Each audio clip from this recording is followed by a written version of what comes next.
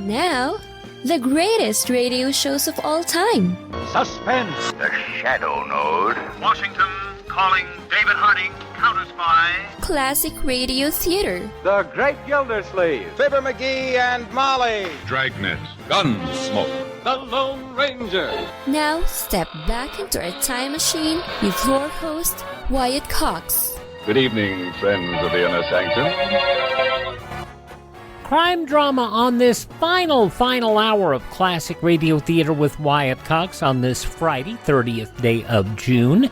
And it's an episode of Boston Blackie. We're going all the way back 79 years to June 30th, 1944, and the $100,000 note.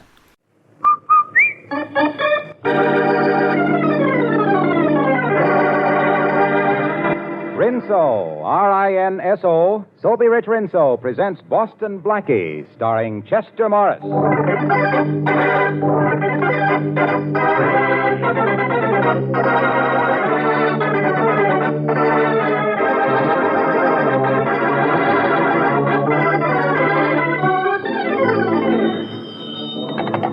Hello? Is Mr. Manleder there? Why, no, I'm sorry, he's not. This is his secretary, Miss Rochelle. Can I help you? Yes, you can deliver a message for me. I've been trying to reach him all day. This is John Partridge, president of the Morton National Bank. Mr. Partridge, but... Well, Arthur Borden is president of the Morton Bank, isn't he? Not since yesterday, he's not. Give this message to Mr. Manleder, please. Tell him that his notes to the bank were due and payable on Monday of this week, and we must have our money. But, Mr. Partridge, we showed our books to Mr. Borden only last week, and he agreed to extend the notes until our accounts receivable came in. Our business is in fine shape, Mr. Partridge. Our books prove it. Please tell Mr. Manleder that we'll accept our money in the morning, Miss Rochelle. But it's $100,000. We can't possibly raise that money overnight. I'm sorry, that's Mr. Manleder's problem. Goodbye. $100,000.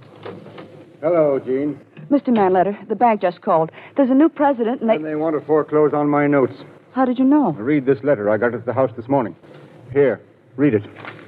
If you want to know how to prevent the bank from foreclosing on your note, have your friend Boston Blackie visit a house at 50 Hunter Street at 7 o'clock this evening.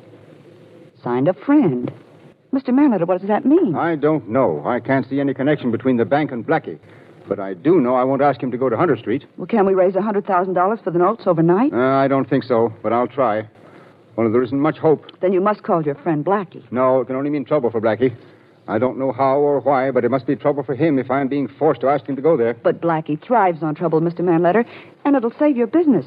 No, I won't call Blackie. I'm going out to try to raise the money. You'll hear from me later. All right, sir. Alice, will you call a number for me, please? Get me Boston Blackie.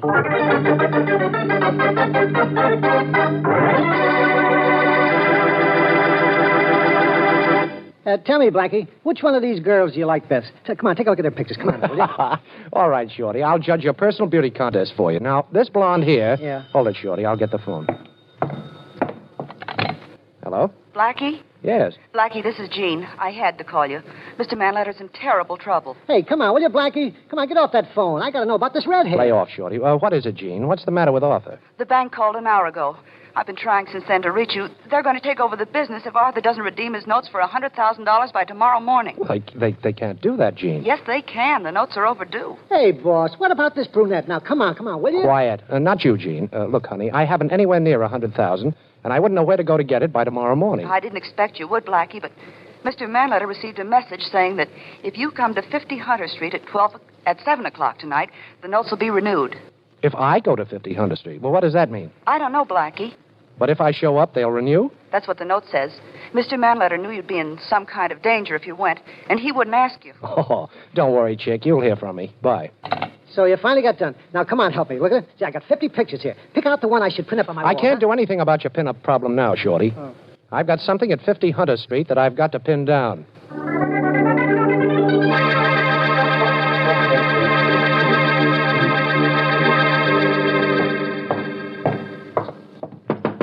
Come in, Blackie. Come in, Blackie. Come in, Blackie. Hey, what is this? Sounds like a record. Hey, you behind that desk. You in the mask. What is this? Come on, talk. First of all, Boston Blackie, don't try anything foolish. There's one of my men behind you with a gun.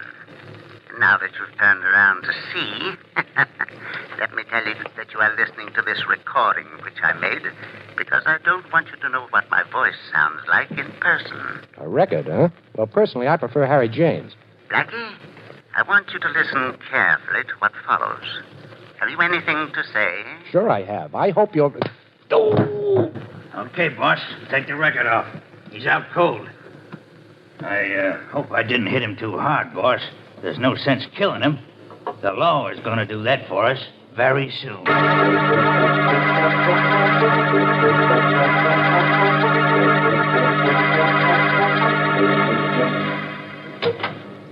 Gee, Blackie, where you been?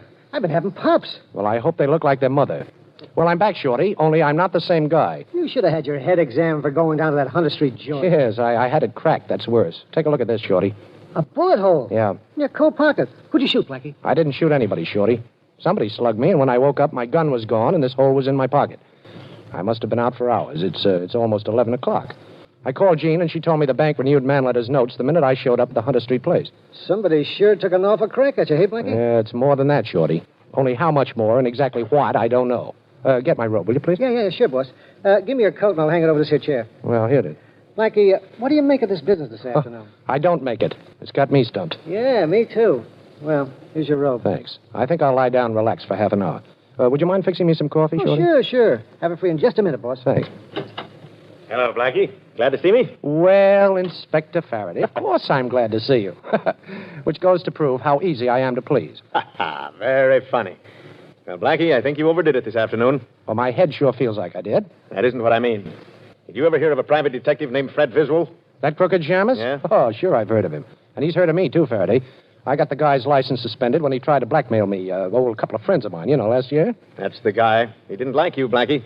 I'd feel a whole lot worse if you said Rita Hayworth didn't like me. You didn't like him either. I hate rats, Faraday. Come on, what's all this about? Nothing, only Viswell was found shot to death an hour ago. What? I'm taking you in for his murder, Blackie. Now, let's get going. Now, look, Faraday, you've done ridiculous things every day of your life. But right now, you're borrowing from next week. What makes you think I bumped off Viswell? I don't think it. I know it. We've got your gun, and it's got your fingerprints on it. Oh. We found it near Viswell's body. And if I'm not mistaken, isn't that a bullet hole in the pocket of this coat of yours on the chair? You fired from your pocket. Well, maybe I burned the hole with a cigarette. No cigarette ever burned a hole like that. Now, come on, let's get going, Blackie. Get dressed and hurry up. Take off that robe, put a coat on. You're coming with me. Come on, take that robe off. All right.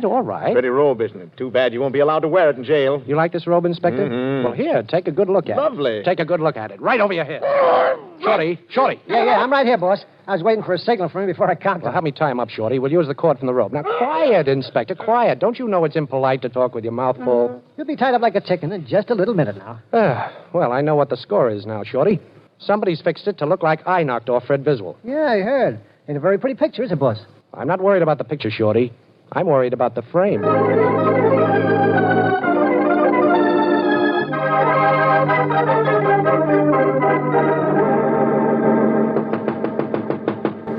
Who is it? Who's there?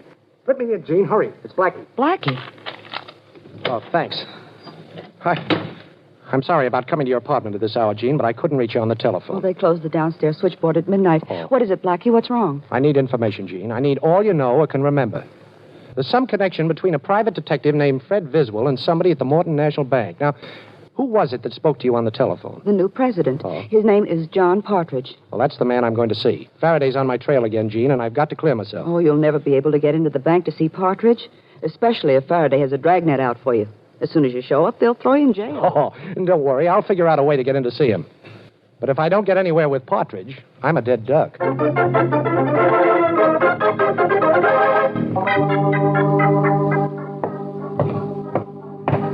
morning, Mr. Partridge. Good morning. Good morning, Mr. Partridge. Good morning. Oh, I left your mail on your desk, Mr. Partridge. Thank you. I'll be in my office if anyone wants me. Don't open your mouth, Partridge, or this gun will shut it permanently. Why? What do you want? Aren't you one of the special police that protects the bank? Oh, well, don't let this uniform fool you. I wore it just to get in here. And keep away from your desk. You know, I'm allergic to the sudden pushing of buttons. Ah, that's better. Now, do you know who I am? No. I'm Boston Blackie. That doesn't mean a thing to me. Oh, I think it does. You called Arthur Manleder's office and told him the bank wouldn't renew his notes. But he received a letter saying that if I were to go to 50 Hunter Street, the bank would renew. Maybe you know what you're talking about, but I don't. You've got to be the man behind a pretty shrewd frame-up, Partridge.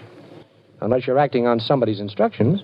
Now, which is it? You know that if I raised my voice, you'd be shot dead by the bank guards before you could go through the front door? Well, I'd have company, Partridge, believe me. You. Inspector Faraday thinks I killed a man. They don't hang you twice for double killing. Why was I framed for the murder of Fred Viswell? I don't know any Fred Viswell, and I don't know anything about any telephone call that was supposed to be made by me to Arthur Manleder. No, you don't, huh? How about the renewal of Manleder's note?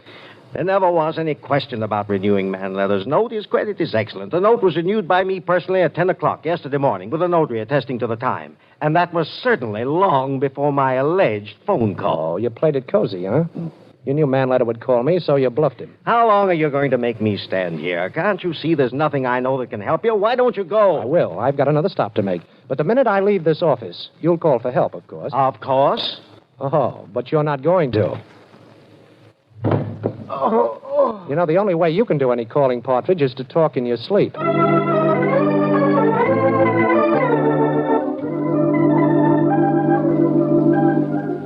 Mr. Borden? Yes? I'm sorry to disturb you at your home. My name is Boston Blackie. How do you do, Mr. Blackie? I came up here to see you, Mr. Borden, about your bank. You mean about what used to be my bank? I'm sorry. Who decided to replace you as president? The board of directors. Oh, and was it done suddenly? Yes, very. Uh-huh. And where did John Partridge come from? I don't know. He had been on our board of directors only a short while. Oh. I'm an old man, Blackie. The loss of my bank was a blow to me. Everything came so suddenly, I haven't gotten used to not being there anymore. Will you forgive me if I'd rather not talk about it? Oh, I understand, Mr. Borden.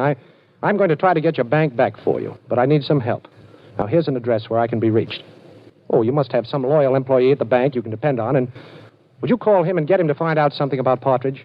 And if you get any information, send me a message.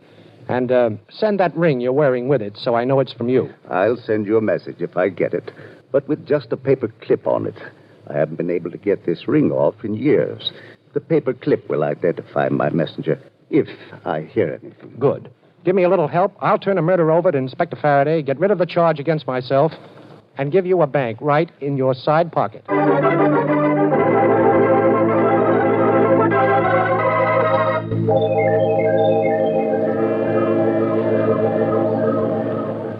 We've got to stay down here at my waterfront hideout during the day, Shorty. Every cop in town is on our tail, and Faraday's sworn he won't sleep till he brings me in. It's okay with me, Blackie. And go ahead, it's your deal. You got me, let me see, you got me 60 to 17 and 2 boxes. Go ahead, it's your deal. You know, one thing about gin rummy, it sure passes the time away. Yeah, it passes my dough away, too. Okay, you two. Hoist him. Come on, Patsy. Yeah, I'm coming. Now, look, Blackie. Stand up and don't try nothing foolish. I know all about you and your tricks. Well, I wasn't exactly going to ask you to pick a card. Who are you? A guy who ain't going to be outsmarted by you. Oh? Tie the little guy up, Patsy. Yeah, I'll tie him up good, too. Don't talk. Tie. I'm tying him. He ain't going to go nowhere for a while. Okay. Suppose we start moving, Blackie. You ready, Patsy? Yeah, I'm ready, Mug. Well, of course, don't anybody ask me. You're ready, Blackie. But you don't know for what. Now, start moving. Oh, this is a ride, huh? Okay. One way? Oh, I wouldn't say that, Blackie. We're coming back. Patsy and me. But we got orders to get you. Orders to get me, huh? Dealing in the Blackie market? You'll strain an arm reaching for jokes like that, Blackie. I thought that was rather clever, isn't it? But you might as well know something. Yeah? We ain't taking you on any gang ride. We're turning you over to the cops. Yeah, I'll bet. A couple of hoods like you wouldn't go within 2 miles of headquarters. I guarantee Faraday's got charges hanging over both you guys. Maybe. Only he'll be so glad to see you, he won't be able to think straight. All right, let's get moving, Blackie. And remember, I'm the guy that's got the gun on you. Okay, Mug. But take my word for it, someday you're going to beg me to forget that.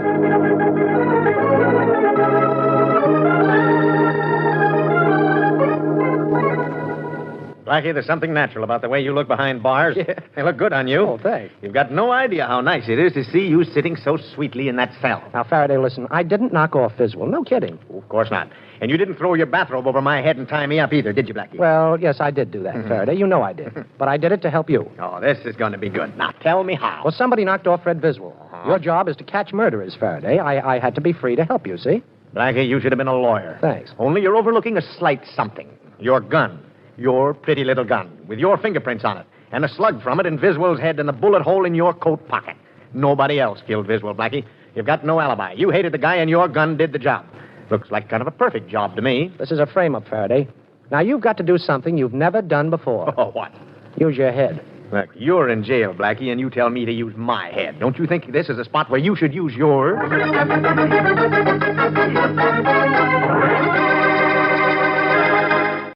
June 30th, 1944, Boston Blackie on Classic Radio Theater with Wyatt Cox. This edition of Boston Blackie was the summer replacement for Amos and Andy, the summer of 1944. Of course, Chester Morris portrayed Boston Blackie in the movies. Later on, Boston Blackie would be portrayed by the wife, or rather the husband, of Dorothy Kilgallen, Dick Colmar. Now more of Boston Blackie, June 30th, 1944.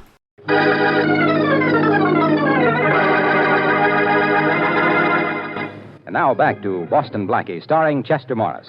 Blackie is in jail. Inspector Faraday knows that it was Blackie's gun that killed Fred Viswell, and Blackie can't clear himself while he's in prison.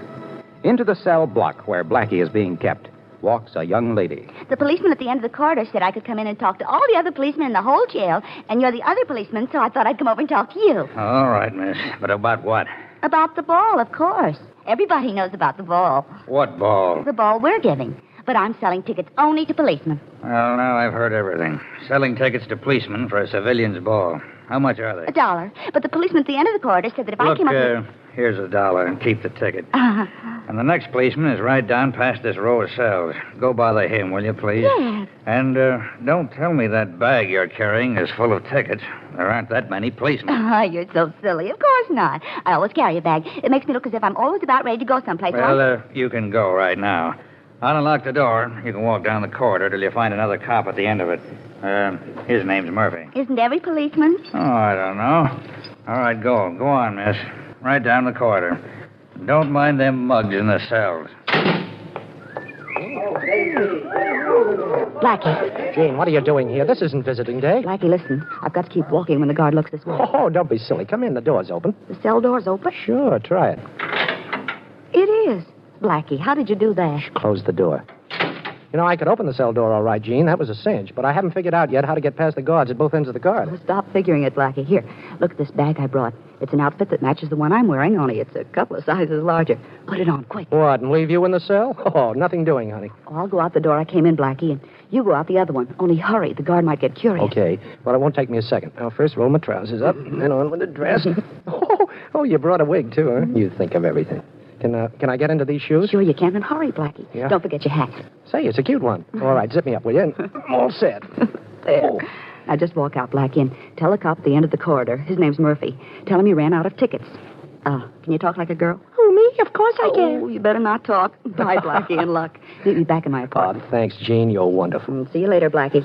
You look awful cute in that outfit. Watch out for the wolves. Oh, not me. For once, I want to be on the receiving end of a...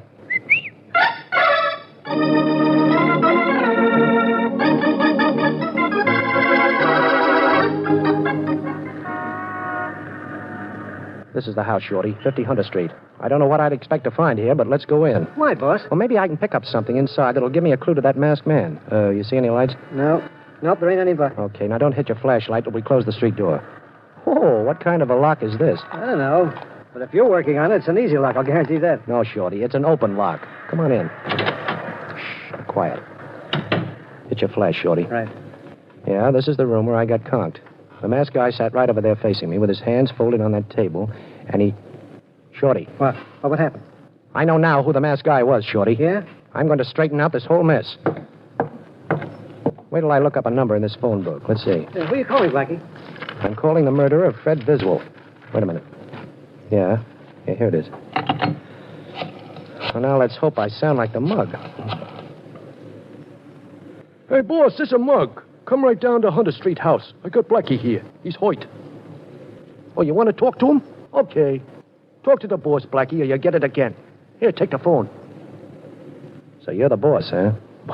What am I supposed to do, applaud? Hey, give me that phone, Blackie. Okay, boss. Yeah, that sure is Blackie, huh? Oh, you'll be right down? It worked, eh? Good. Yeah. What a swell. Okay, Shorty, now you beat it. I'm staying right here, and I'm handling this alone. But I have a job for you when you get outside. Okay, boss. It may decide who dies for the murder of Fred Biswell. And just between us, I'd rather it wasn't me.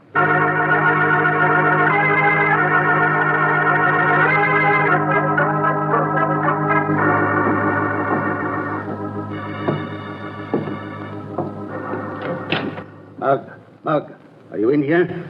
Mug, turn on the light. It's dark. I can't see you. Turn on the light. Here's a light, Mr. Borden. Right in your face.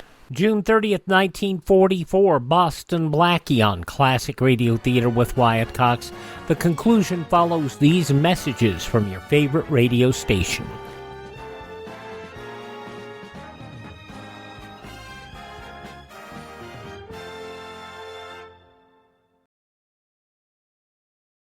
Just going to take a minute here to tell you about the big savings going on now, the clearance sale at mypillow.com. And you know, I've talked about how in my office I have a pair of my slippers, and they're really comfortable, and they're on clearance right now. The mypillow.com slippers, $25 a pair, limit 10. And I would buy 3 or 4 more pairs. Unfortunately, they're out of my size. They also have sheets, pillowcases, clothing items, all on special right now. Go to mypillow.com, click on the clearance tab at the top of the page, use my promo code Wyatt, or call 1-800-928-4715. Limited sizes remaining in the MyPillow slippers, limited colors on other items. mypillow.com, clearance tab, promo code Wyatt, 1-800-928-4715.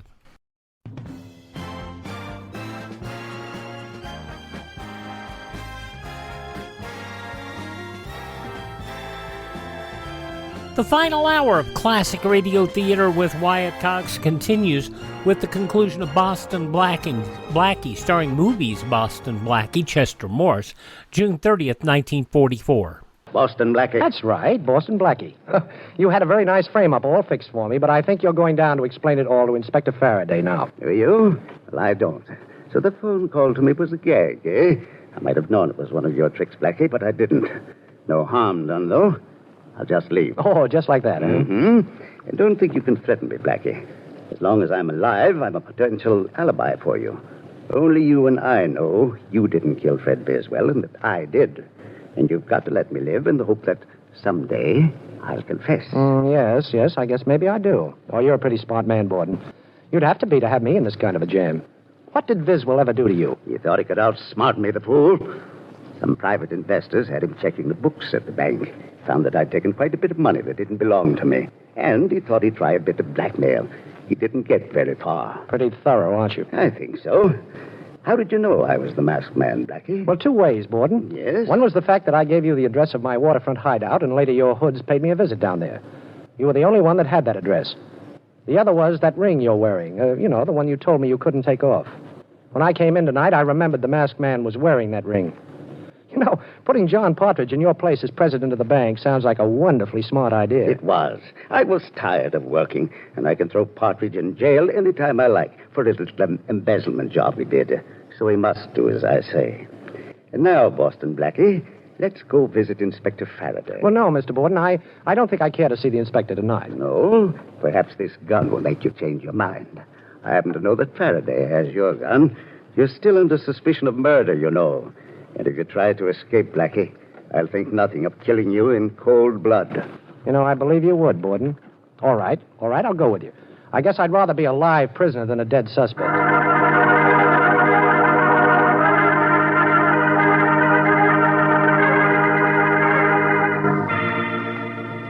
Here's Inspector Faraday's office, Blackie. Walk right in. Go on. Okay, if you say so, Borden. Hello, Inspector. Say, look, don't you ever sleep? Hello, Blackie. I've been expecting you. You're a little late. Would you mind telling this gentleman in back of me to get rid of his gun, please, Inspector? He doesn't realize that it's impolite to point. His name is Arthur Borden. Okay, Mr. Borden, I'll take that gun. Certainly. Here you are. Well, looks like I've got a first-rate murder suspect right here in this room. It certainly does, Inspector. Like to lock him up? In just a minute. In fact, I might as well do it very legal and proper. Arthur Borden, you're under arrest for the murder of Fred Biswell. What? Me? Why, David, I wish it was Blackie, only it isn't. We've got your confession in your own voice, right on a dictograph record. A dictograph planted in my Hunter Street house? Right. That's impossible. Nobody could have put a dictograph in there. You tell him, Blackie. You figured this thing out. Well, before you came into the Hunter Street house tonight, Mr. Borden, I dialed the inspector's private number on the telephone and left the receiver off the hook, you see. I had Shorty call him before and tell him to expect his private telephone to ring. All the while you were telling me how perfectly you would frame me, the inspector was listening on this end. Yeah, not only listening, but having the whole thing taken down on a record. Say, Inspector, I did you a favor, didn't I, by turning up Viswell's murderer? You did yourself a bigger favor, but what's on your mind? Well, I'll tell you, Inspector. Shorty told me you have Jean Rochelle booked here. You said it, Blackie. She helped you escape from jail. Well, maybe she did, but if she did, I brought you in a murderer, so you certainly owe her a favor, too, right? No, maybe. What do you expect me to do, let her go? Sure. You've held her long enough. Now it's my turn.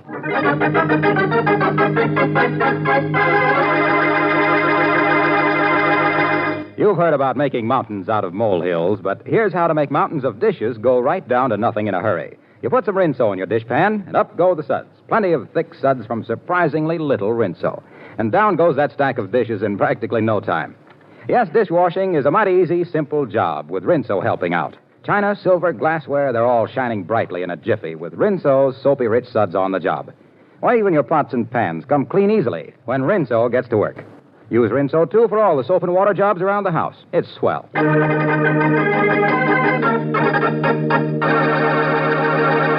Now a glimpse at next week's adventure of Boston Blackie. All right, Monahan, give me a little more juice in that light. No, don't do that. I can't stand it. That's better. Now, listen, Shorty, you say you don't remember what happened. I don't. I keep telling you I don't. All right, maybe you don't remember. You were slugged. Now, we don't want to know anything except one thing. Now, think hard, Shorty. Who was the last person you saw or talked to before you were slugged? Now, that's all we want to know. I'm thinking, Inspector, honest. I'm dizzy trying to think. I don't know. I just don't know. Hey, wait a minute.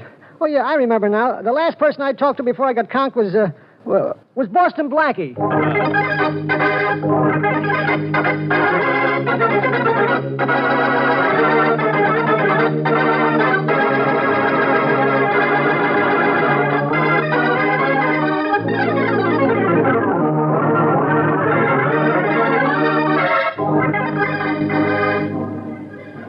Be sure to listen in at this same time next week for another exciting adventure with Boston Blackie, starring Chester Morris with Richard Lane as Inspector Faraday. You can see Chester Morris as Boston Blackie at your favorite movie theater. Boston Blackie's latest Columbia picture is One Mysterious Night, soon to be released. Original music for the program was by Charles Cornell. This is Harlow Wilcox speaking for the makers of Rinso and wishing you all a very pleasant good night.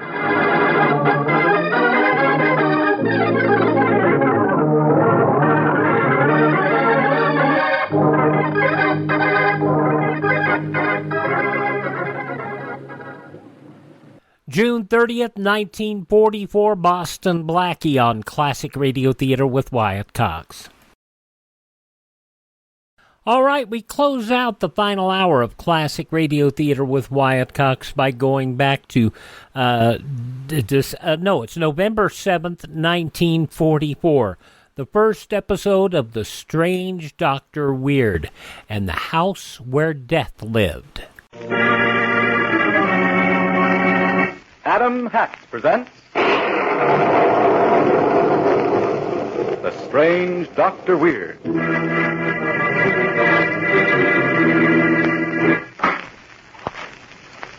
Good evening.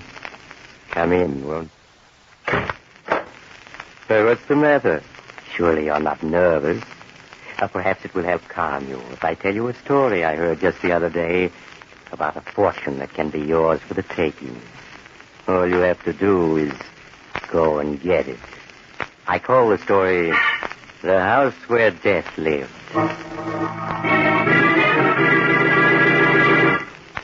Before you and I walk into the terrifying darkness of Dr. Weird's world, I think it's only fair on behalf of our sponsor to warn you that you'd better hurry if you want to see the latest fall line in up-to-the-minute Adam hats. Believe me, gentlemen, there's no better hat value anywhere in America than an Adam, worn by the famous, favorite of millions.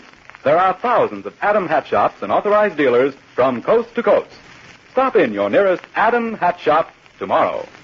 Now, Dr. Weird. My story, The House Where Death Lived, begins with two men crouching in the bushes, staring at a great lonely old mansion on top of a windswept hill. Well, there it is. Spooky old joint. Yeah, I don't like this job. Hey, you're nuts. We couldn't ask for anything easier. Yeah, but somehow that place gives me the creeps. What do you mean? You're a detective, remember? A private dick here to protect the old boy. Yeah, all right. Well, okay, let's get on inside and tell the old guy the detectives, Murphy and Smith, are here. Now, wait a minute. In town, they said old man Crawford has a handyman who stays with him until after dark and then goes home. We're going to wait. I'd rather see the old man alone. You get me?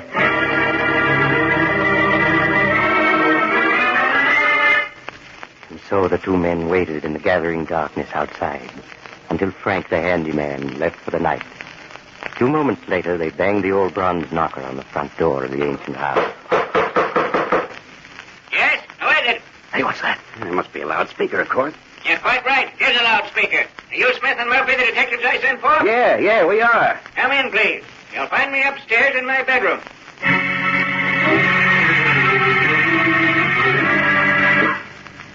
A minute later, old Joshua Crawford, sitting up in bed, surveyed his two visitors. So you're my detectives. Which of you is Murphy and which of you is Smith? I'm Sam Murphy, and this is my partner, Bill Smith. I'm glad you're here. Very glad. I have work for you to do. In a vault in the cellar are jewels worth $250,000. And those jewels must be carefully guarded. Because they're bait for a trap I'm setting. A trap to catch 7 murderers. Trap to catch 7 murderers? Yes. 10 years ago, I was a wealthy man. I had a home on Long Island. And I had a daughter whom I loved. I had a son-in-law who was like a son to me. Then one night when I was away on business, a gang of thieves, 7 of them, invaded my house. They were after the jewels I kept in a vault there. A vault to which only I knew the combination. Hey, do you mean to Shut up. Go on, Mr. Crawford. Those 7 men would not believe I was the only one who could open that vault. In the end, they killed my daughter and her husband. I see. So you're that Crawford, huh? Yes. I spent my entire fortune trying to trace the criminals. In the end, I succeeded. Huh? You did? Yes. I learned their names. They were called Big Jim Donovan, Trigger Thompson, Nicky Lavender, Tony Morton, Freddie Lake, Johnny Frisco, and Lefty Williams. A tough bunch of monkeys. How do you know they're guilty? I know. I spent $1 million to find out, and all my money was gone. All but the jewels for which my children were murdered, those I kept. I came here with them to bait a trap for murder. You mean that... Listen, I know where 5 of those 7 men are. All except Johnny Frisco and Lefty Williams. Yeah? Now, if I say I know those men are guilty, even though I couldn't prove it in court, would you agree that they should be punished? Absolutely, Mr. Crawford. And if I can lure them here, would you help me execute them? Execute them? Yes. Help me to punish these men I've named, and the jewels in the vault are yours. Well, what do you say? We're your men. Those rats deserve executing. And, Mr. Crawford, if you can get them inside this house, we'll be the executioners. In just a moment, we'll return to our story and learn what happens to the murder trap set by old Joshua Crawford. Meantime, I believe Dr. Weird would welcome a brief escape from his shadowy world. Am I right, Doctor? Yes, young man, you are right. All of us welcome the world of bright sunshine, far from the terrors of the night. I could say more, but... You rest a moment, Doctor. I'll say more. How pleasant it is, gentlemen, during these bright days of fall sunshine to step along knowing you're feeling right and looking right. And nothing gives that right look to a man like a really smart fall hat. Next time you're near an Adam hat store, stop for a minute and glance into the window. Some style, huh? Notice the variety of fall hats on display. Then step inside and try one on. You'll find the hat for you. Perfect fashion, perfect fit, no matter what shape head you have. See the latest Adam 5. Genuine hand-block, fine all-fur felt hats. Up to the minute in style. Price, only $5. They're America's famous hat value. Other Adam hats are $3.45 to $10. Now, I see Dr. Weird is ready for the rest of tonight's play. Doctor? Now to continue my little story of the house where death lived. Old Joshua Crawford, promising to tell the detectives more about his strange plan for vengeance in the morning, has dismissed them and fallen asleep. And Smith and Murphy are talking. The idea of him trying to punish 7 tough killers. Yeah, there's something about this setup I don't like. Forget it. It's just lucky sent for us. Our good luck, see? someday we'll run across Big Jim Donovan and one of the others and tell him about it. Will they get a laugh? Yeah, come to think of it, where is Big Jim and Trigger and Nicky these days? Keep our ears open. We ain't heard a word of them for months. They're smart and lying low, that's all. Now, can it, will you? We got something to do tonight. We got to prove we're good detectives by finding that vault those jewels are in. Come on, let's get going.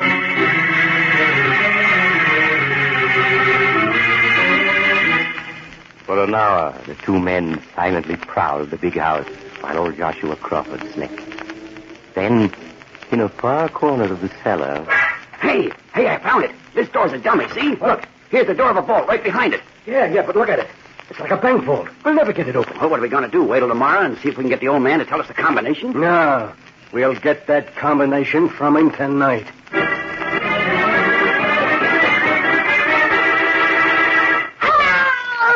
Now, how about that combination, Mr. Crawford? Or shall I tell Sam to use that cigarette again? No, I'll tell. 7 right, 13 left, 4 right, 10 left, and 0. 7 right, 13 left, 4 right, 10 left, and 0. Now, try it. That does it. He was telling the truth. Yeah, a fat lot of good it'll do him. Come on, let's see what's inside. Great. Gosh, it's a whole room in here. Yeah, I'll say it is. The walls are solid stone, too. Look, here's a little table with a cash box on it. Open it. Has it got the jewels in it? I'll say it has. Look at them. Diamonds, rubies, emeralds. $250,000 worth. Yeah, what's so funny? Oh, what a laugh, that crazy old coot, saying he was going to use this ice for bait for 7 murderers. Now we got the bait. I don't like it down here. Come on, let's put the ice in our pockets and get out of here. Okay, I'm ready. Huh? What is it? That vault door. It's shut. No, it can't be. Well, it is. There's no way to open it from this side. But it's got to be. Push against it. It's got to open. It's locked. We're locked in. Yeah, but how could it be? Hey, how did it happen? It happened when you lifted the cash box. An electric mechanism locked the vault door when the rat took the bait. That's him. That's his voice. Yes, I mean to the loudspeaker. The whole house is wired with loudspeakers and microphones, you see. I've heard every word you uttered. Listen, Mr. Crawford, you got us wrong. We wasn't really going to hurt you. No, Now you got to let us out here. To be sure. Push on the stone directly behind the cash box. Yeah. A hidden door will open. A hidden door, yeah? Yeah, I got you. Come on, Bill. Here's the stone. Help me push it. The whole wall's open. Here's the hole on the side. You'll find it a much larger room in there, I assure you. Come on, Bill. Must be a way out. Now the wall is closing behind us. Stop it with it. No, it's too late. Never mind. You won't be lonely. Look about you. Huh? You'll find many old friends to keep you company. What's he talking about? I don't know. Shine your light around. Yeah. Look. 7 coffins. 7 coffins in a row on the floor. Look inside them. You'll find your friends. The dry air has preserved them very well. Big Jim Donovan in this one. And here's Trigger Thompson. Mickey Ludberg. Tony Morton. Freddie Lee. These last 2 arrested. Yes, they're for you unless you wish to confess and stand trial. Confess? What do you mean, confess? That you are Johnny Frisco and Lefty Williams. The last 2 of the 7 murderers I've been seeking for 10 years. No. It took my detectives a long time to find you. You were clever. From being crooks, you changed your names and became private detectives. But I found you at last. Now will you confess and stand trial? No, you're wrong. I gave the others the same chance, but each refused to confess. Look at them. They died a far more painful death than the electric chair. They died of starvation. Okay, Mr. Crawford, we confess. I am Johnny Frisco. Bill is Lefty Williams. Yes. Now come down, let us out. You gotta let us stand trial. You hear? You got out. I can't come down to let you out. You've tied me up. I can't get loose. You'll have to stay there until Frank arrives in the morning to set me loose. You'll have to stay there with your friend. I hope you won't be lonely.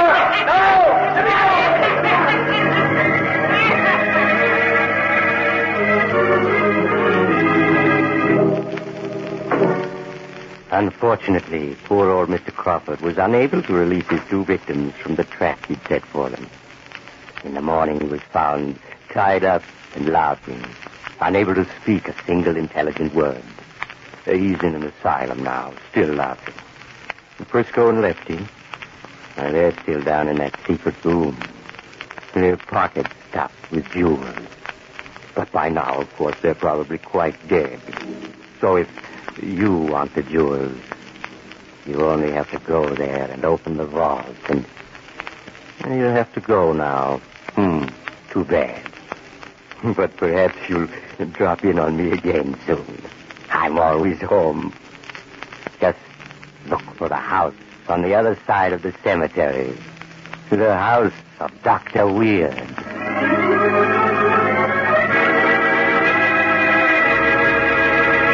That man will be back here again in a moment with a word about next week's Scalp Tingler. Meantime, it's not very far from Scalp to Hat. And having gone that far, perhaps I should remind you that this program is brought to you by Adam Hat, America's famous hatter. Seriously, gentlemen, I hope you'll take a look at the latest fall line of Adam hats. They're top quality, identified by the famous Adam crest, and their price, $3.45 to $10. Visit your Adam hat shop tomorrow. Now, that man, Dr. Weird. I hope you'll drop in again next week. I want to tell you about a cat that had a human soul, or at least acted as if it had. And so, but the rest of the story will have to wait until your next visit. Good night.